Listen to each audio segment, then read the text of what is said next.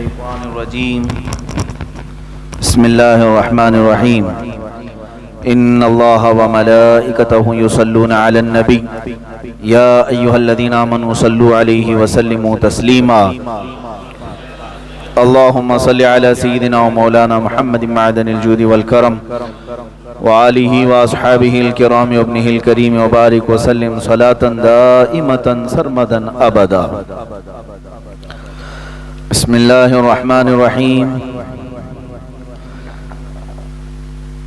من كان يريد ثواب الدنيا فعند الله ثواب الدنيا والآخرة وكان الله سميعا بصيرا يا أيها الذين آمنوا كونوا قوامين بالقسط شهداء لله ولو على أنفسكم وبالوالدين والأقربين إن يكن غنيا أو فقيرا فالله أولى بهما فلا تتبعوا الهوى أن تعدلوا وإن تلووا أو تعرضوا فإن الله كان بما تعملون خبيرا صدق الله مولانا العظيم. اے ایمان والو،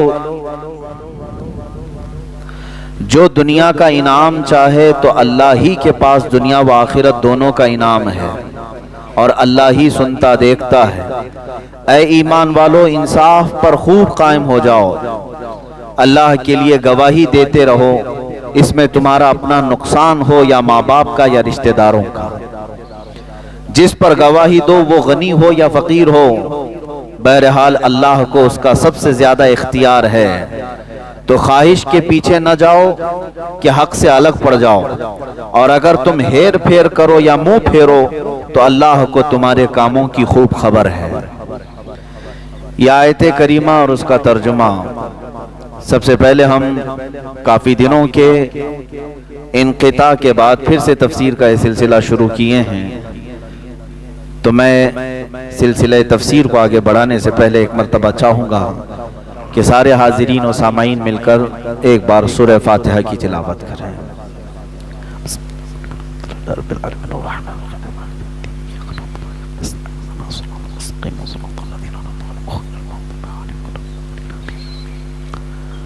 الہ العالمین، ستار العیوب، غفار الذنوب، قدیر و جبار خدا، اس کے احسن کلام، اس کی مبارک کتاب کی آیات بینات ہمیں تلاوت کرنے، اس کا ترجمہ صحیح پڑھنے اور اس کی تفسیر صحیح کرنے اور سننے کی توفیق عطا فرمائے.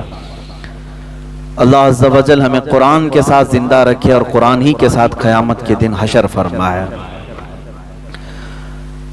آج جیسے کہ اعلان ہوا تھا، تفسیر قرآن جب تک میں آپ کے مجمع میں حاضر ہوں کرنے کی کوشش کروں گا. علماء کرام کا معاملہ یہ ہے کہ اللہ تعالیٰ نے ان کے رزق کو پوری روئے زمین پر پھیلا دیا ہے. جہاں ان کے دانے ہوتے وہ وہاں پہنچ جاتے ہیں. تو میں ایک چھوٹا سا طالب علم ہوں. اللہ تبارک و تعالیٰ پوری روئے زمین پر جہاں دانے بکھیرا ہے ہمارے، ہم وہاں پہنچ جاتے ہیں. آج آپ کے درمیان میں ہیں، کل ہو سکتا ہے کسی اور کے درمیان میں ہو. یہ اللہ کا نظام ہے. بہرحال کوشش یہ کرتا ہوں کہ جب تک ہوں جہاں رہوں اللہ کے دین کا کام کروں، قرآن عظیم کے ساتھ رہوں، رسول کریم صلی اللہ تعالیٰ علیہ وسلم کے شریعت کا اتباع کروں. یہ کوشش رہتی ہے. اللہ اس پر ہمیں سب کو قائم رکھے. آج اعلان ہوا تھا کہ ذکر کی مجلس بھی ہے اور تفسیر بھی ہے. جس دن ذکر ہوتا ہے اس دن خصوصی تصوف پر ہمارا بیان بھی ہوتا ہے، لیکن آج ہم دونوں محفلوں کو ایک ساتھ جمع کرتے ہیں. اللہ تعالیٰ ذکر کی برکت سے ہماری تفسیر کا سلسلہ آگے بڑھائے اور تفسیر کی برکت سے اللہ ہمارے ذکر میں لذت عطا فرمائے. 2 آیتیں میں نے تلاوت کی. اب میں پھر سے جا کر کے اس کو چیک کروں گا کہ 6-7 مہینے پہلے ہم نے کہاں چھوڑا تھا، یا ہمارے وہ سامعین پورے موجود نہیں ہیں جو کنٹینیو حاضر باش ہوا کرتے، آیتیں نوٹ کرتے ہیں. لیکن پھر بھی انشاءاللہ العزیز میرا غالب گمان یہ ہے کہ یہ آیتیں یہاں سے 6-7 مہینے پہلے رک گئی تھی تفسیر. اب اس کو ہم آگے بڑھاتے ہیں. قرآن کی سورہ نساء چل رہی ہے. کون سی سورہ؟ نساء. سورہ نساء یہ چوتھی سورہ ہے قرآن پاک کی ترتیب کے اعتبار سے. سورہ فاتحہ، اس کے بعد سورہ بقرہ، اس کے بعد سورہ آل عمران، پھر چوتھے نمبر پر سورہ نساء. نساء کا لفظ ہی بتاتا ہے یہ عورتوں کو کہتے ہیں. نساء جو ہے عورتوں کو کہا جاتا ہے، پوری عورتوں کے نام سے ایک سورہ نساء ہے. رجال مردوں کو کہتے ہیں، رجال کے نام سے کوئی سورہ نہیں آئی. عورتوں کے احکامات کثیر ہیں جس کی وجہ سے قرآن عظیم میں سورہ نساء کا ایک تذکرہ ملتا ہے. اللہ عز و جل یوں ارشاد فرماتا ہے، جو دنیا کا انعام چاہے تو اللہ ہی کے پاس دنیا و آخرت دونوں کا انعام ہے. جو دنیا کا انعام چاہے اور اللہ ہی سنتا دیکھتا ہے. ایک بات یاد رکھیں، اس سے ملتی جلتی آیت 25ویں پارے میں اللہ تعالیٰ یوں فرماتا ہے، من کان یرید حرث الآخرۃ نزید لہ فی حرث. جو ہم سے آخرت کی کھیتی مانگتا ہے ہم اس کی کھیتی میں اضافہ کرتے ہیں. ومن کان یرید حرث الدنیا نؤتہ منہا وما لہ فی الآخرۃ من نصیب. اور جو ہم سے دنیا کی کھیتی طلب کرتا ہے ہم اسے بھی دیتے ہیں لیکن آخرت میں اس کا کوئی حصہ نہیں رکھتے. کیا طلب کرنا چاہیے؟ اللہ عز و جل فرماتا ہے جس نے ہم سے آخرت مانگی ہم اس کی دنیا بھی دیں گے اور آخرت بھی دیں گے. اور جو صرف ہم سے دنیا طلب کیا تو اسے دنیا تو دی جائے گی لیکن آخرت میں اس کا کوئی حصہ نہیں ہوگا. ہم عموماً دیکھتے ہیں مانگنے میں ہم سب سے زیادہ کیا چیزیں مانگتے ہیں؟ تقریباً سب دنیا ہی ہم مانگتے ہیں. جو جو چیزیں ہم مانگتے ہیں کبھی حساب کر کے دیکھیں، دنیاوی چیزیں ہم مانگتے ہیں. اور قرآن کی صاف بات ہے، جو بھی دنیا مانگ رہا ہے اللہ تعالیٰ فرما رہا ہے میں اسے دوں گا لیکن آخرت میں اس کا حصہ نہیں رکھا جائے گا. صحیح طریقہ مانگنے کا تو اللہ تعالیٰ نے خود سکھایا ہے، ربنا آتنا فی الدنیا حسنہ وفی الآخرۃ حسنہ. اے ہمارے رب دنیا میں بھی ہمیں اچھائیاں عطا کر اور آخرت میں بھی اچھائیاں عطا کر. کبھی اونلی ون دنیا کی چیزیں طلب کرنا، صرف اور صرف دنیا طلب کرنا تو یہ مسلمان کو اور مومن کو زیب نہیں دیتا. مثال کے طور پر ہم اپنے کاروبار کی بھلائیاں چاہتے ہیں، کون نہیں چاہتا؟ دعا کریں کہ دکان اچھی چل جائے، دنیا ہی تو مانگا. آپ کہتے ہیں میرا گھر اچھا بن جائے، دنیا ہی تو مانگا. آپ یہ کہتے ہیں میرے پیسوں میں برکت ہو جائے، دعا کریں، دنیا ہی تو مانگا. اولاد نہیں ہے، اولاد کی دعا کر دیں، اولاد دنیا ہے. اچھی بیوی مل جائے، دنیا ہے. جائیداد مل جائے، دنیا ہے. یہ ساری چیزیں دنیا ہیں میرے عزیزوں. میں یہ نہیں کہتا کہ صرف دنیا مانگنا ناجائز ہے، بلکہ مانگ سکتے ہیں آپ. خود میرے آقا صلی اللہ علیہ وسلم نے فرمایا خیر متاع الدنیا المرأۃ الصالحہ. دنیا کا سب سے بہترین سامان اگر کچھ ہے دنیا میں سے تو وہ نیک بیوی ہے. تم مانگ سکتے ہو دنیا میں، لیکن صرف دنیا کے اوپر ڈیپینڈ رہ جانا اور آخرت کبھی نہ طلب کرنا یہ احمق آدمی کی علامت ہے، بے وقوف ہے. وہ 4 دن کے لیے تو مانگ لیا اور لاکھوں کے سال کے لیے کچھ نہیں مانگا. جہاں اسے اتنی لمبے عرصے کی زندگی گزارنا ہے کہ جس کا اینڈ کوئی ہے ہی نہیں، آخرت. وہاں تو سورج بھی ختم ہو گیا، چاند بھی ختم ہو گیا. دن یہاں جو گنتے ہیں سورج کی وجہ سے گنتے ہیں، سورج ہی ختم ہو گئے، چاند ہی ختم ہو گئے، نہ دن ہو رہی ہے نہ رات. وہاں تو دنوں کا حساب بھی نہیں ہوگا، کتنے سال تک تمہیں رہنا ہے، اس کے لیے کبھی اتنا نہیں مانگا. یہ مختصر سی زندگی کے لیے مانگا جو آج ہے پتہ نہیں کل بھی چلی جا سکتی ہے. ہم نے تو دیکھا ہے کہ صبح بات کی ہیں اور شام میں ان کا لاشا قبرستان میں نہیں ملتا ہے. نہیں ہوتے، اچانک موتیں آئی، صبح ناشتہ کر کے نکلے ہوئے ہیں، شام میں ان کا جنازہ ان کے گھر سے نکلا ہوا ہے. کیا یہ حالات نہیں ہے؟ تو اس مختصر سی زندگی کے لیے ہم بہت مانگتے ہیں، دعا بھی کرتے ہیں. مانگو میرے عزیزوں، لیکن انصاف کا تقاضا یہ ہے کہ عقل رکھنے والا بندہ وہاں کی طلب کرتا ہے جہاں اسے زیادہ دن رہنا ہے، لمبا عرصہ. یہاں ایک حدیث میں یہ بھی سنا دوں آپ کو، اللہ کے حبیب صلی اللہ تعالی علیہ وسلم نے فرمایا، اس سے قبل بھی شاید میں نے بتایا ہوگا، 2 راستے ہیں. دوزخ کا راستہ بہت خوبصورت ہے. दोज़ख का रास्ता बहुत खूबसूरत है और जन्नत का रास्ता कांटों भरा हुआ है, तकलीफ देह है। दोनों की ये मंजिल यानी रास्ते में बता रहा हूं। दोज़ख उसका रास्ता बहुत खूबसूरत दिखता है लेकिन मंजिल बहुत खराब है, और जन्नत का रास्ता कांटों भरा है लेकिन मंजिल बहुत हसीन है। मर्जी तुम्हारी, सिर्फ अगर तुम्हें रास्ता ही चाहिए तो दोज़ख के रास्ते पर चलते हुए जाओगे, आज या कल कट जाएगा रास्ता, और जब मंजिल पहुंचोगे फिर आग के शोले तुम्हारा इस्तकबाल कर रहे हैं, और वो कितने साल तक वो भी नहीं मालूम।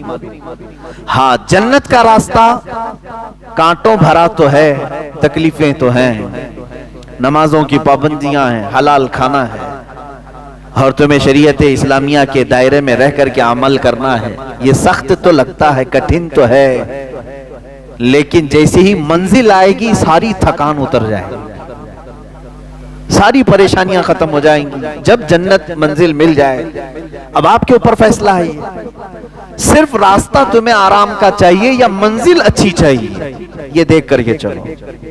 अब उसकी मिसाल ऐसी है कि आपको मैं दुनियावी तरीके से एक मिसाल बताऊं। 1 किलोमीटर का एक रास्ता है, 2 रास्ते यहां पर बने हुए हैं, 1 किलोमीटर के 2 रोड हैं। एक रोड कंकरियों से भरा हुआ है, लेकिन जहां ये रोड एंड होता है, खत्म होता है, एक बहुत ही हसीन बागीचा है जिसमें फल हैं, नदी है, बहुत ठंडी हवाएं हैं, लेकिन रास्ता पूरा कंकरियों से भरा हुआ है। 1 किलोमीटर चलना है। एक दूसरा रास्ता है, बहुत ही अच्छा रास्ता है, कोई कंकरी नहीं, कोई कांटे नहीं, अच्छा लग रहा है, लेकिन जहां ये खत्म होता है मंजिल बहुत भयानक है। वहां सड़ी हुई बदबूएं आ रही हैं, कांटे बिखरे हुए हैं और लाशें हैं, बदबू भरी हुई है। मुझे बताओ, अकल रखने वाला कौन सा रास्ता इख्तियार करे? वो कंकरियों भरा रास्ता चुनने वाला अकलमंद है, इसलिए कि चलना ही तो है 1 किलोमीटर, उसके बाद तो हसीन बागीचा मेरा इस्तकबाल कर रहा है। और बेवकूफ वो बंदा है जो सिर्फ रास्ते को देखा कि हसीन लग रहा है, आराम का लग रहा है, चल पड़ा, लेकिन मंजिल बहुत ही भयानक पा लिया। सेम यही मिसाल जन्नत और दोज़ख की है। वही अल्लाह ताला फरमाता है कुरान पाक में, जिसने सिर्फ हमसे दुनिया मांगी हम उसको दुनिया दे देंगे। कुफार और मुशरिकीन को अल्लाह दुनिया देता है, तुम्हें भी देगा, लेकिन आखिरत में तुम्हारा हिस्सा नहीं रखा जाएगा। और जिसने हमसे आखिरत मांगी, अल्लाह फरमाता है उसे दुनिया में बरतने को भी दिया जाएगा और आखिरत में भी दिया जाएगा, तो फायदे में यही रहेंगे। इसीलिए हमेशा एक दुआ ये करो, मैं बेहतरीन दुआ आपको बताता हूं जो औलिया कामिलीन की सबसे बड़ी दुआ थी। क्या मांगना चाहिए जिंदगी में क्या मांगना चाहिए? यानी मांगने के लिए हमारे पास बहुत सारी चीजें हैं। क्या मांगे? हम अपने लिए गाड़ियां मांगे, घोड़े मांगे, औलाद मांगे, बीवियां मांगे, बच्चे मांगे, प्रॉपर्टी, जायदाद, बादशाह का तख्त, क्या चीज मांगना चाहिए?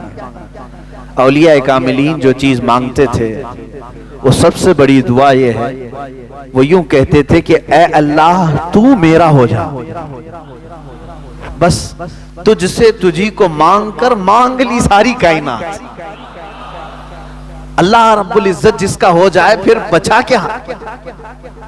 तो दुआ हमेशा ये करो कि ए अल्लाह तू मेरा हो जा, यानी तू मुझसे राजी हो जा। अल्लाह रब्बुल इज्जत जिस बंदे से राजी हो जाए उसी के मुतालिक तो कहा है शायर ने, खुदी को कर बुलंद इतना कि हर तकदीर से पहले खुदा बंदे से खुद पूछे बता तेरी रजा क्या है। ये वो लोग हैं जिनके मुतालिक अल्लाह रब्बुल इज्जत अपने खजाने रहमत को खोल देता है। कुरान में है लहुम मा यशाऊन फीहा, ये वो बंदे हैं जो चाह लें अल्लाह उनके लिए रखा है, जो वो चाह लें अल्लाह उनके लिए रखा है। वलदैना मजीद, और अल्लाह फरमाता हमारे पास इससे भी ज्यादा है जितना वो चाहते हैं। लेकिन ये औलिया कामिलीन पूरी जिंदगी इस तरह की गुजारते रह गए कि दुनिया में से सिर्फ उतनी चीजें ली जितना जिंदगी गुजारने के लिए काफी थी, बाकी सब वो मांगते रहे अल्लाह ही को, मांगते रहे अल्लाह ही को। एक बहुत ही मुकद्दस जमाअत क़यामत के दिन जन्नत में जाने वालों की 2-3 कैटेगरीज होंगी। जन्नत में जाने वालों की 3 जमातें बख्शे जा चुके हैं, हिसाब किताब हो चुका है, जन्नत का फरमान आ चुका है।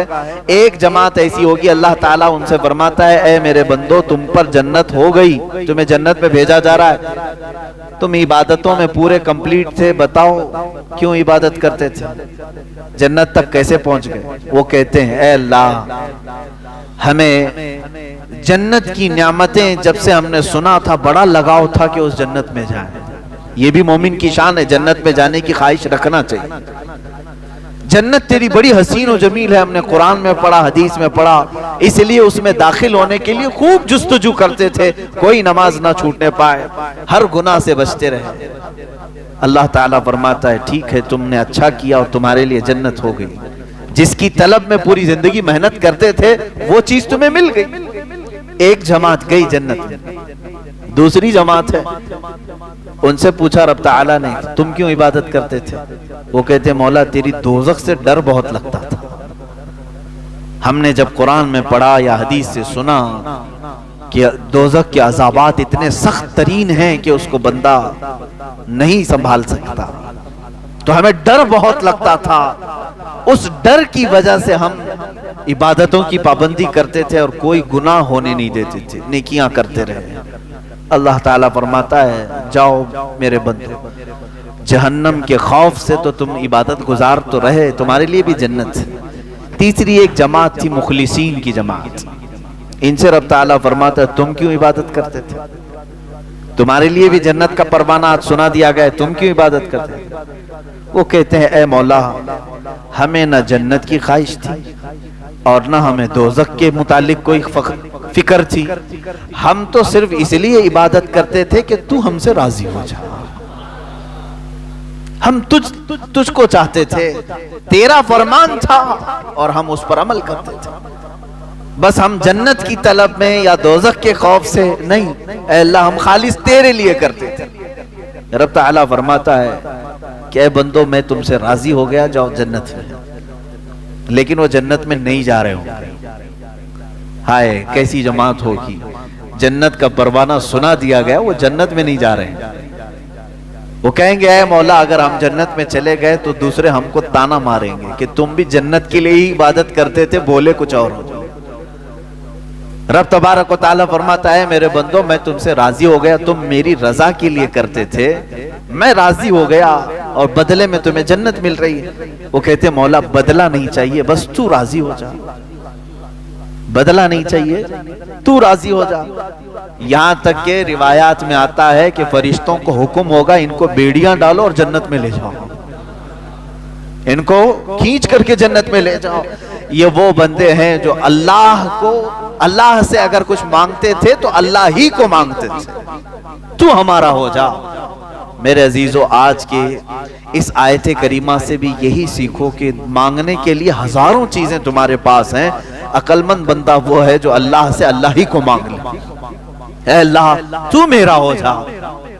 और हमने बुजुर्गाने दीन की जिंदगियों में देखा है, बल्कि हदीस आपको मैं बता दूं, अल्लाह के हबीब सल्लल्लाहु तआला अलैहि वसल्लम ने इरशाद फरमाया, मन कान लिल्लाहि कान अल्लाहु लहू, जो अल्लाह का हो गया अल्लाह उसका हो गया। यहां तक कि हदीस कुदसी है, ये हदीस कुदसी कहते हैं फरमान अल्लाह का है, जुबान नबी कौनैन की है सल्लल्लाहु अलैहि वसल्लम। हुजूर सल्लल्लाहु अलैहि वसल्लम ने बयान किया, लेकिन वो कलमे अल्लाह के। उस हदीस कुदसी में अल्लाह फरमाता है, एक बंदा मुझसे करीब होता है, इतना करीब होता है कि मैं उसका हाथ बन जाता हूं जिससे वो पकड़ता है। कौन कह रहा है? अल्लाह अज़्ज़ा व जल। रब ताला फरमाता है, मैं उसकी जुबान बन जाता हूं जिससे वो बोलता है, मैं उसके कान बन जाता हूं जिससे वो सुनता है। अल्लाह तबारक व तआला ये इरशाद फरमा रहा है, ये हदीस कुदसी में। तो बंदा अपने आप को इतना करीब करता है, इतना करीब करता है कि अल्लाह रब्बुल इज्जत उसके आमाल को अपना अमल फरमा रहा है। बद्र के वो सहाबा जब तीर चला रहे थे और कुफार और मुशरिकीन को तहस नहस कर रहे थे, बाद में आयतें नाजिल हुई। अल्लाह ताला ने फरमाया, वमा रमैत इज़ रमैत فلم تقتلوہم ولکن اللہ قتلہم، دو الگ الگ جگہ سے میں پڑھ رہا ہوں۔ حضور صلی اللہ علیہ وسلم سے رب تعالیٰ فرماتا ہے تیر جو چلایا وہ آپ نے نہیں، اللہ نے چلایا۔ فلم تقتلوہم ولکن اللہ قتلہم، اے صحابہ تم نے نہیں قتل کیا، ہاتھ تمہارا تھا، اللہ نے قتل کیا۔ ان کے عمل کو اللہ اپنا عمل فرما رہا ہے۔ یہ وہ مقام ہے جس کی طلب ہر مسلمان کو ہونی چاہیے، ہر مومن کو ہونی چاہیے۔ اے اللہ مجھے اس مقام تک پہنچا دے جہاں میرا چلنا پھرنا ہر چیز تیری رضا کے مطابق ہو جائے۔ یہ کب ہوتا ہے؟ جب سچی طلب ہو۔ اور قرآن پاک میں اللہ فرماتا ہے من کان یرجو لقاء اللہ، جو اللہ تبارک و تعالیٰ سے ملاقات کی امید رکھتا ہے، یقین رکھتا ہے، اسے چاہیے کہ وہ نیک اعمال میں لگ جائے۔ فَلْيَعْمَلْ عَمَلًا صَالِحًا وَلَا يُشْرِكْ بِعِبَادَةِ رَبِّهِ أَحَدًا، وہ اللہ رب العزت کے ساتھ کسی دوسرے کو اپنا خدا شریک نہ ٹھہرائے اس کے ساتھ، اور اعمال صالحہ میں دن رات لگ جائے، جسے یہ امید ہے کہ وہ اپنے رب سے ملنا چاہے، اپنے مولا سے ملاقات کرنا چاہے۔ میرے عزیزو، اس آیت کا پورا خلاصہ میں یہ بتا رہا ہوں کہ دنیا میں اگر کچھ مانگو تو آخرت کی طویل زندگی میں اللہ کی رضا مانگو، اللہ کی رضا مانگو۔ ایک بزرگ ہیں حضرت امام حسن بصری رضی اللہ تعالیٰ، بڑی پتے کی بات ہے، اور ایک روایت حضرت رابعہ بصریہ رضی اللہ تعالیٰ عنہ ملتی ہے۔ ایک صاحب آئے اور ان سے کہا کہ ہمارے لیے دعا کر دیں، غالباً حضرت رابعہ سے کہا کیا دعا کروں؟ انہوں نے کہا کہ دعا کر دیں اللہ مجھ سے راضی ہو جائے۔ ابھی میں نے کہا نا دعا تو یہی کرنا چاہیے، اللہ مجھ سے راضی ہو جائے۔ تو بھڑک گئی، کہا یہ دعا کروا رہے ہو مجھ سے اللہ تجھ سے راضی ہو جائے؟ میں دعا تو کروں گی لیکن پہلے یہ بتا کیا تو بھی اللہ سے راضی ہے؟ کیا تو بھی اللہ سے راضی ہے؟ تو وہ ڈر گئے، انہوں نے کہا کہ ماں بھلا بندہ بھی کوئی اللہ سے ناراض ہوتا ہے؟ کون ہے وہ؟ کس کی مجال ہے، کس کی جرت ہے کہ وہ اللہ سے ناراض ہے؟ انہوں نے کہا لاکھوں بندے ہیں۔ کہا کیسے؟ کہا یہ ناراضگی کی علامت نہیں ہے کہ جب وہ موسم گرمی کا دیتا ہے تو کہتے ہائے کیسی گرمی ہے، برداشت سے باہر ہو گئی، جبکہ وہ مولا کہہ رہا ہے میں کسی کو اس کی طاقت سے زیادہ کوئی چیز ڈالتا نہیں۔ اگر تم اس کی یہ تمام قدرت سے راضی ہوتے تو اس کے موسموں کی شکایت نہیں کرتے۔ ایک بزرگ چلتے پھرتے راستے میں انہوں نے صرف اتنا کہہ دیا تھا، بارش آ رہی تھی، ارے یہ کیسے بے موسم کی بارش آئی؟ کبھی ہوتا ہے گرمیوں کے دنوں میں بارش آئی، غیب سے انہیں ندا آئی کہ اے بندے کیا اب تو فیصلہ کرے گا کہ بارش کب ہونا چاہیے اور کب نہیں ہونا چاہیے؟ وہ اتنا روئے کہ تقریباً 40 سال تک انہوں نے اپنا چہرہ آسمان کی طرف نہیں کیا۔ حقیقت میں میرے عزیزو آج اللہ کی رضا ہم چاہ تو رہے لیکن کبھی ہم نے یہ سوچا میں بھی اس کے ہر چیز سے راضی ہوں؟ وہ بندہ راضی ہے جو اس کی دی ہوئے انعامات پر بھی خوش ہے اور اس کے دی ہوئے مصیبتوں پر بھی خوش ہے۔ لیکن یہاں ہوتا نہیں ہے، بندہ مصیبتوں پر ناشکری کرتا ہے اور انعامات پر اسے بھول جاتا ہے۔ انعامات ملتے ہیں، خوشیاں آتی ہیں، کہتا میں نے کمایا، کبھی یہ نہیں کہتا ھذا من فضل ربی، یہ میرے رب کے فضل سے ہے۔ عزیزان گرامی، اللہ کی رضا مانگو لیکن خود کو پہلے اللہ سے راضی کرو، یعنی اپنے آپ کے دل کو بھی راضی کرو کہ جو کچھ بھی دنیا میں ہوگا وہ میرے مولا کی مرضی سے ہوگا۔ خاص طور پر عورتوں میں یہ ناراضگی اللہ تبارک و تعالیٰ کے متعلق بہت ملتی ہے۔ تم ناراض ہوگے اللہ تعالیٰ سے تو اس کا کچھ نہیں بگاڑ سکو گے، تمہاری دنیا بھی تباہ ہے اور آخرت بھی تباہ ہے۔ تم بندے ہو، اللہ سے ناراض ہونا یہی نہیں کہ اس کو صرف گالیاں دینا، بلکہ بہت ساری چیزوں کو برداشت نہ کرنا یہ بھی اللہ سے ناراضگی کی علامت ہے جو تمہارے ساتھ۔ کسی کا انتقال ہوا تو کیا اللہ تعالیٰ نے تمہارے ساتھ ظلم کیا؟ تمہارے گھر میں کسی کی موت ہو گئی تو کیا اللہ کا ظلم ہے یہ؟ معاذ اللہ رب العالمین۔ لیکن کچھ لوگوں کی زبانوں سے یہ جملے نکل جاتے ہیں، کم سے کم اس گھر پر تو رحم کرنا چاہیے تھا، اس گھر پر تو رحم کرنا چاہیے۔ ایک بات یاد رکھیں، وہ قادر مطلق ہے، اس کے ہر فیصلے میں کوئی نہ کوئی حکمت ضرور ہے۔ وہ کس کی موت کب لکھا ہے جبھی ہوتی ہے۔ یہاں تک کہ فرشتوں میں سے بھی، مقرب فرشتوں کو بھی یہ اختیار نہیں ہے کہ اس کے دیے ہوئے وقت سے ایک آن پہلے یا بعد کو ٹال سکیں یا پہل کر سکیں۔ وہ اللہ رب العزت کی حکمتوں میں سے۔ بندے مومن کو یہ چاہیے کہ ہر کام پر اس سے راضی رہے، اس کے بعد اس کی رضا کا سوال کرے۔ بات صحیح ہے؟ پہلے خود راضی ہو اللہ کے ہر حکمت سے، اور اس کے بعد سوال کرے اے اللہ تو بھی مجھ سے راضی ہو جا، تب بات دونوں برابر کہلائے گی۔ تم تو ناراض ہو اس سے، تم اس کے بہت سارے کاموں سے اپنی رضا ظاہر نہیں کرتے ہو، اور پھر اس سے دعا یہ کرتے ہو کہ اللہ تو مجھ سے راضی ہو جا۔ رب تبارک و تعالیٰ اگر یہ فرما دے کہ اے بندے کیا تو بھی راضی ہے اپنی زندگی میں؟ ہاں تو کہہ دو گے زبان سے، لیکن عمل تمہاری شکایت کر رہا ہوگا۔ بیماریوں میں میں سب کو بتا دیتا ہوں، اچھائیوں میں کسی کو نہیں بولتا۔ دکان 100 دن چلایا، 99 دن فائدہ رہا، ایک دن نقصان ہوا، وہ نقصان کے دن کئی لوگوں کو شکایت تو کر دے گا، فائدہ جتنے دن ہوا تو وہ سب کو نہیں بتائے گا۔ ارے نہ بتاؤ، نظر لگ جائے گی۔ انعامات کو تو تم نے بتایا نہیں، خسارے کو سب کے سامنے ذکر کیا۔ صحت کا تو کبھی اعلان نہیں کیا کہ میں بہت ہٹا کٹا ہوں، صحت مند ہوں، اللہ کا فضل ہے، لیکن بیماری کو سب کے سامنے ذکر کیا۔ اللہ کی رضا یہ ہے جو قرآن پاک کی آیت یہ بتاتی ہے، انا للہ و انا الیہ راجعون، بے شک ہم اللہ کے لیے ہیں دنیا میں اور اللہ ہی کی طرف لوٹنے والے۔ بیماری اس کی مرضی سے، صحت مندی اس کی مرضی سے، دولت اس کی مرضی سے، غربت اس کی مرضی سے، کرسی اس کی مرضی سے ملے۔ یہ تمام چیزوں پر ہماری رضا پہلے ہو، اور اس کے بعد ہم یہ سوال کریں اے اللہ تو بھی ہم سے راضی ہو جا۔ آگے کی آیت میں نے جو تلاوت کی ہے یہ دوسری بڑی آیت ہے جس میں اللہ تعالیٰ فرماتا ہے اے ایمان والو، ایک بات سمجھ کر کے چلیں، یہ کتنے بڑے فخر کی بات ہے کہ پورا قرآن جو ہے جس میں خطاب جو ہوتا ہے، خطاب کا مطلب ہوتا ہے کسی کو مخاطب کر کے بلانا، اے فلاں آپ آ جاؤ۔ اب بڑا آدمی کوئی کسی کا نام لے کر کے پکارے تو وہ اپنے پکار پر بھی رشک کرتا ہے کہ مجھے فلاں نے میرا نام لے کر کے پکارا۔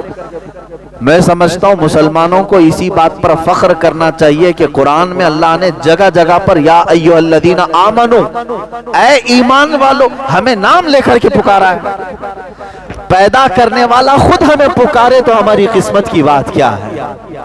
ایک ہی جگہ پر پورے قرآن میں کافروں کو پکارا گیا، باقی تقریباً یا ایھا الذین کفروا جو ایک جگہ ہے، اس کے علاوہ آپ سینکڑوں جگہ دیکھیں گے جہاں پر اللہ تعالیٰ نے ایمان والوں کو خطاب کیا۔ ظاہر سی بات ہے جس کو اپنی باتیں بتانی ہوتی ہیں اسی کو خطاب بھی کیا جاتا ہے۔ اب رب تعالیٰ آگے فرماتا ہے کونوا قوامین بالقسط، یہی ہمارا موضوع بھی رہا تھا پچھلے ہفتے، انصاف پر خوب قائم ہو جاؤ اللہ کے لیے، انصاف پر خوب قائم ہو جاؤ اللہ کے لیے۔ میرے عزیزو یہ بہت کٹھن مسئلہ ہے۔ انصاف جو ہے ایک ایسے بال کا نام ہے جس پر سارے چل نہیں سکتے، تلوار سے زیادہ تیز دھار، بال سے زیادہ باریک راستے کا نام ہے انصاف، عدالت۔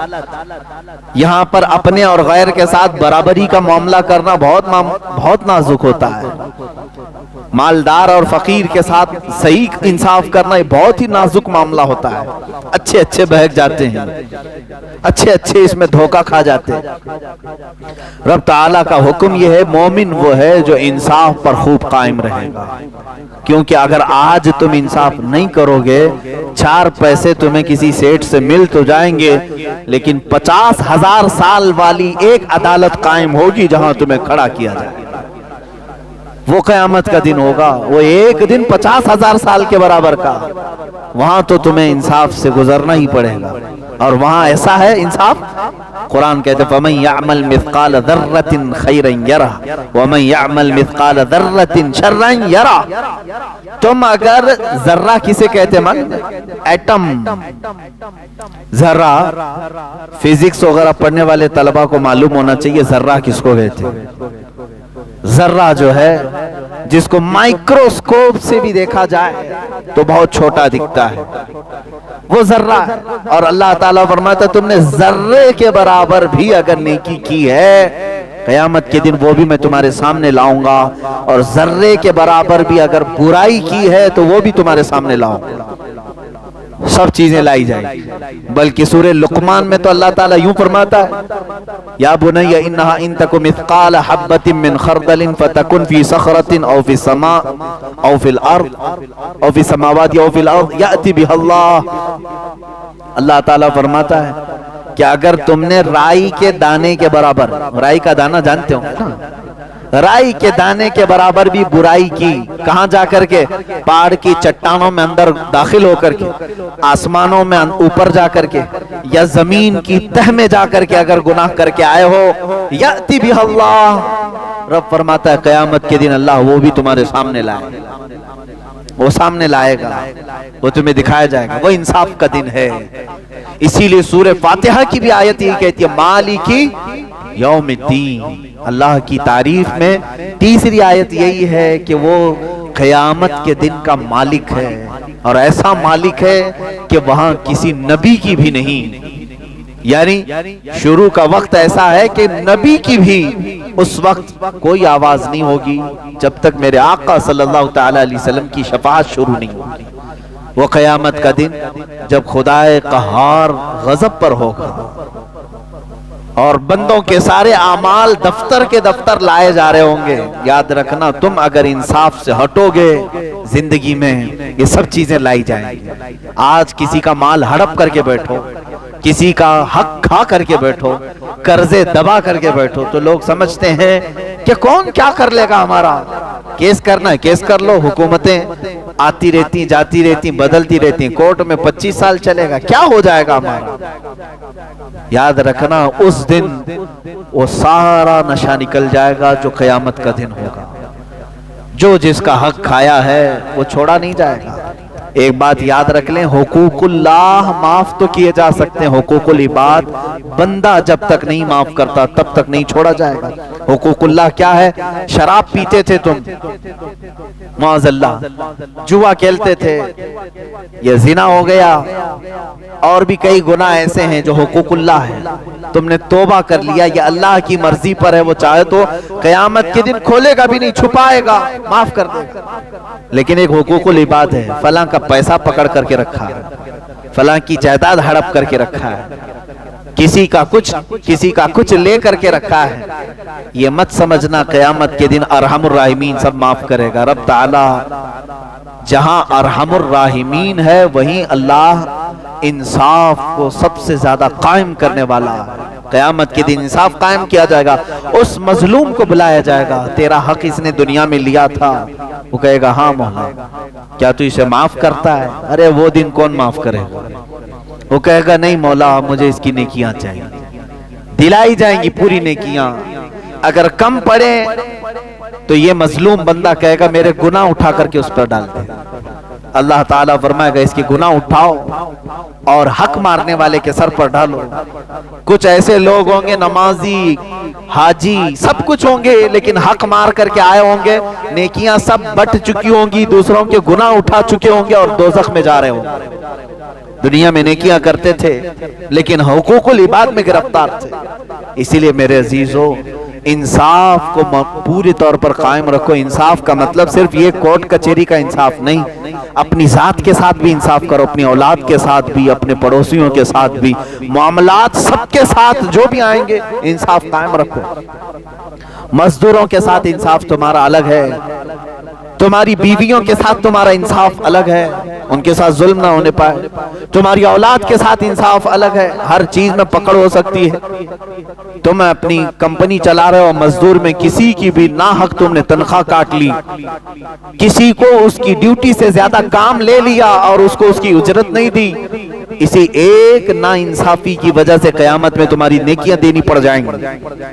بیوی رکھا تھا اور اس کو کام کی مشین سمجھ کر کے سب کرواتا تھا، وہ ناراض تھی۔ اللہ نے جتنے حقوق اس کے بیان کیے وہ نہیں ادا کرتے تھے اور اس کے ساتھ زور زیادتی ہوتی تھی، تو یہ قیامت کی دن لایا جائے گا۔ ارے بیوی تو بیوی ہے، بیلوں کو جو مارے ہوں گے جانوروں کو، ان کو بھی لایا جائے گا قیامت کے دن، وہ سینگ مار مار کر کے اپنا بدلہ لیں گے۔ ہاں یہ حدیث پاک میں ملتا ہے، جانوروں کو ناحق جس نے مارا ہے وہ بھی بدلہ دیا جائے گا۔ وہ اللہ جو قرآن میں کہتا ہے یحب المقسطین، وہ انصاف کرنے والوں کو پسند کرتا ہے، تو قیامت کے دن کیا انصاف چھوڑ دیا جائے گا؟ نہیں، حقوق العباد پورے لائے جائیں گے۔ اولاد تمہاری 4 بیٹے تھے، کسی ایک کو ہی سب سے زیادہ دیا، باقی کو دبا دیا، یہ مت سمجھنا دنیا ہے سب چل جائے گا۔ قیامت کے دن پکڑ ہوگی، ساری اولاد کو تمہیں ایک نظر سے دیکھنی ہوگی۔ کسی باپ کو یہ اختیار نہیں دیا شریعت نے کہ وہ اپنی کسی اولاد کو آگ کر دے، یعنی جائیداد نہیں دوں گا، اس کو لکھوا لیا، کیا آج سے تو میرا بیٹا نہیں ہے، تیری شکل نہیں دیکھوں گا، تو میری میت پر نہ، اپنے اولاد سے اس کو خارج کر دیا۔ کسی باپ کو شریعت نے یہ اختیار ہی نہیں دیا ہے، اور اگر کسی نے ایسا کیا بھی ہے قیامت کے دن وہ پکڑا جائے گا۔ بیٹے نے اپنے باپ کے ساتھ جو کچھ بھی کیا ہے وہ سزا بھگتے گا، لیکن دنیا میں تم اس کی وراثت میں اور اس کے حقوق میں ایک پیسہ بھی نہیں رکھ سکتے۔ باپ کو بہنوں کا حق مارا ہے، کئی جگہوں پر دیکھا گیا ہے۔ ان کی شادی بیاہ کے بعد بھائی کہتے ہیں ارے اس کی شادی میں بہت سارا خرچہ تو ہو گیا، اب ابا کی جائیداد میں ان کو نہیں دیں گے، حق مار کر کے بیٹھے ہوئے، نمازوں پہ نمازیں ہیں، اور اپنی سگی بہنوں کا حق مار کر کے حج پر جا رہے ہیں۔ یہ کیسا حج ہے؟ چوہے کھا کر کے بلی حج کو چلی، جو محاورہ ہے۔ اسی طرح سے کئی لوگ کرتے ہیں، ان کی عبادتیں نہیں، وہ حقوق العباد میں گرفتار ہیں۔ حقوق العباد کا مطلب ہے بندوں کے حقوق پورے ہونے چاہیے، اور اللہ تعالیٰ قرآن میں فرمانا کونوا قوامین بالقسط، اے ایمان والو انصاف پر پورے کے پورے اتر جاؤ، پورے کے پورے۔ حتیٰ کہ میں آپ کو بتاؤں اپنے جسم کے ساتھ بھی ہمیں انصاف کرنا ہے، جسم کے ساتھ بھی انصاف ہے۔ حضور صلی اللہ تعالیٰ علیہ وسلم کی بارگاہ میں 3 صحابہ آئے جو قسمیں کھا رہے تھے حضور کی عبادت کو دیکھ کر۔ ایک صحابی نے کہا میں رات بھر آج سے نہیں سوؤں گا، عبادت ہی کروں گا۔ ایک نے کہا میں کنٹینیو روزے رکھوں گا۔ ایک نے کہا میں آج سے کبھی کسی عورت کو چھوؤں گا نہیں، میری بیوی کو بھی چھوڑ دوں گا۔ حضور صلی اللہ تعالیٰ علیہ وسلم باہر آئے اور فرمایا کون کون ہے جو تمہیں اس طرح کی قسمیں کھا رہا تھا؟ انہوں نے کہا یا رسول اللہ صلی اللہ علیہ وسلم آپ کی عبادتوں کو دیکھ کر کے ہم نے اس طرح کہا، جب آپ معصوم ہو کر رات بھر عبادت کرتے ہیں تو ہم تو اور زیادہ عبادت کرنا چاہیے۔ حضور اکرم صلی اللہ تعالی علیہ وسلم نے فرمایا ان علیک جسمک لجسمک حق، اللہ کے حبیب صلی اللہ علیہ وسلم فرماتے ہیں بے شک تم پر تمہارے جسم کا بھی حق ہے، تمہارے اوپر تمہارے جسم کا بھی حق ہے۔ اللہ کی عبادت کرو تھوڑی رات اور اپنے جسم کو آرام بھی دو، اور اگر تم نے اس کو جلا کر اس کو تکلیف میں ڈال کر کے رکھا تو پھر یہ جسم بھی قیامت کے دن تمہارے خلاف مقدمہ کرے۔ ہاں ہمیں انصاف اسلام نے یہ سکھایا، اپنے جسم کے ساتھ یہاں تک بھی انصاف ہے۔ جو چیزیں تمہارے جسم کی ضروریات تھیں اس کو روک نہیں سکتے، تو یہیں سے سمجھ میں آتا ہے جنہوں نے اپنے ہاتھوں ہلاکت کیا، اپنی گٹکا کھا کھا کھا کر کے پورا منہ سڑ گیا، یاد رکھنا تم نے کس کے ساتھ ظلم کیا؟ تم یہ سوچتے ہو کہ میری زندگی ہے، میرا جسم ہے، میں کچھ بھی کر لوں، قیامت کے دن تمہاری یہ جبڑے تمہارے خلاف بولیں گے کہ مولا اس نے تیری نافرمانی میں مجھے جلا کر خاک کر دیا۔ کسی بھی چیز کی لمٹ ہے، میں تو گٹکے کی بات کر رہا ہوں، کھانا ہی صحیح، چلو گٹکا چھوڑو، حلال کھانا ہی، چاول ہی اتنا کھایا کہ پیٹ پھٹ گیا، یہ بھی جائز نہیں ہے، یہ بھی جائز نہیں ہے کہ تم نے اپنے جسم پر ظلم کیا۔ اس کی حیثیت سے زیادہ اس پر بوجھ ڈالا. آپ دیکھ رہے حضور اکرم صلی اللہ تعالیٰ علیہ وسلم کے پاس ایک صحابی آئے اور کیا شکایت لے کر کے آئے؟ میرا اونٹ بدک گیا ہے. اونٹ جب سرکش ہوتا ہے نا جلدی قابو میں نہیں آتا, پکڑ میں نہیں آتا. وہ آئے حضور اکرم صلی اللہ علیہ وسلم کی بارگاہ میں. حضور نے کہا چلو میں دیکھتا ہوں. جب حضور اکرم صلی اللہ تعالیٰ علیہ وسلم گئے تو واقعی وہ اونٹ کسی کے ہاتھ میں نہیں آ رہا تھا. صحابہ ڈر گئے. جب اونٹ سرکش ہوتا ہے تو انسان کی کھوپڑی کھینچ لیتا ہے, بہت سخت ہو جاتا. اللہ کے حبیب صلی اللہ تعالیٰ علیہ وسلم نے کہا سب ہٹ جاؤ, میں جا کر دیکھتا ہوں. حضور آگے چلنے لگے. صحابہ ڈر گئے کہ اونٹ سرکش ہے, کہیں نقصان نہ پہنچا دے. میرے آقا صلی اللہ علیہ وسلم چلتے چلتے وہ سرکش اونٹ کے سامنے تک آ گئے. صحابہ پیچھے سے ڈر رہے تھے. اللہ کے نبی صلی اللہ علیہ وسلم نے فرمایا کوئی جانور مجھے ایذا نہیں دیتا.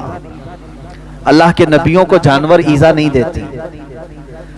اب قریب آئے تو وہ اونٹ جو کسی کے ہاتھ میں نہیں آ رہا تھا, میرے آقا صلی اللہ علیہ وسلم کے قدموں کے پاس اپنا سر جھکا دیا اور اپنا منہ چپڑ چپڑ چپڑ ہلاتے ہوئے حضور کے کانوں میں کچھ کہہ رہا ہے. میرے آقا صلی اللہ تعالیٰ علیہ وسلم نے سنا. اس کے بعد بلایا اونٹ کے مالک کو, صحابی تھے, کہا کہ اونٹ تیری شکایت کر رہا ہے, تو اس پر بوجھ زیادہ ڈالتا ہے, اس کو کھانا کم دیتا ہے, تیری ناانصافی کی شکایت کر رہا ہے. تو آج سے یہ عہد کر میرے پاس کہ اس سے اتنا ہی کام لے گا جتنا اس کو کھلاتا ہے, یا اگر کام زیادہ لیا تو کھانا بھی زیادہ دے دے. حضور اکرم صلی اللہ تعالیٰ علیہ وسلم کا حکم ہوا تو انہوں نے اختیار کیا, قبول کیا, کہا کہ ہاں مجھ سے یہ خطا ہو گئی, میں اسے کم دیتا تھا اور کام زیادہ لیتا تھا, آج میں توبہ کرتا ہوں میرے آقا, میں انصاف پورا کروں گا. اتنا کہا اس صحابی نے, وہ اونٹ خود چل کر کے اس صحابی کے پاس گیا. اسلام تو انصاف جانوروں کے ساتھ بھی سکھایا ہے. میرے عزیزو, مومن وہ ہے جو انصاف کے ترازو پر پورا اترے. آپ کو یہ چاہیے کہ انصاف خالی کورٹ کچہری کی بات نہیں کر رہا ہوں, یہ تو بکی ہوئی چیزیں ہیں, یہاں کچھ بھی ہو سکتا ہے. تم خود اپنے جسم کے ساتھ, اپنی روح کے ساتھ انصاف کرنا سیکھو کہ میں عدل کروں اپنے جسم کے ساتھ, میری عبادتوں کے ساتھ, میرے رب کے ساتھ. اب ایک اور سب سے بڑی ناانصافی میں آپ کو بتاؤں, دنیا کی ایک مثال میں آپ کو بتاؤں. آپ صبح مجھے کھانا دیے, دوپہر میں کھانا دیے, رات میں کھانا دیے, پیسے بھی دیے, گھر بھی دیا, سب چیزیں دی. دوسرے دن آپ نے کہا کہ آئیے تھوڑا سا کام ہے, میں کہا نہیں آتا تمہارے پاس. آپ کیا کہیں گے؟ یہ بہت بڑا احسان فراموش آدمی ہے, اس کو اتنا کھلایا بھی, گھر بھی دیا, پیسے بھی دیا, آج ایک بار بلایا آیا نہیں, اس کو کیا کہیں گے؟ احسان فراموش. اللہ ہمیں احسان فراموش نہ بنائے. لیکن میرے عزیزو, اپنے اندر اتر کر کے سوچو, جو مولا تمہیں ماں کے پیٹ سے اب تک تمہاری تربیت اور پرورش فرما رہا ہے, تمہارے دنیا میں آنے سے پہلے ہی اس نے ماں کے سینے میں تمہارے لیے دودھ رکھ دیا تھا, تمہارا رزق پہلے اس نے بنایا تمہارے آنے سے پہلے. ہم تو اپنے گھر آنے والے مہمان کے گھر میں آنے کے بعد کھانا پکاتے ہیں. ہمارے پیدا ہونے سے 3 ماہ پہلے ہی جب ماں کا حمل 7ویں مہینے میں آتا ہے, دودھ بننا شروع ہو جاتا ہے. دنیا میں بچے کے آنے سے 3 مہینے پہلے دودھ کا پروسیس شروع ہو گیا.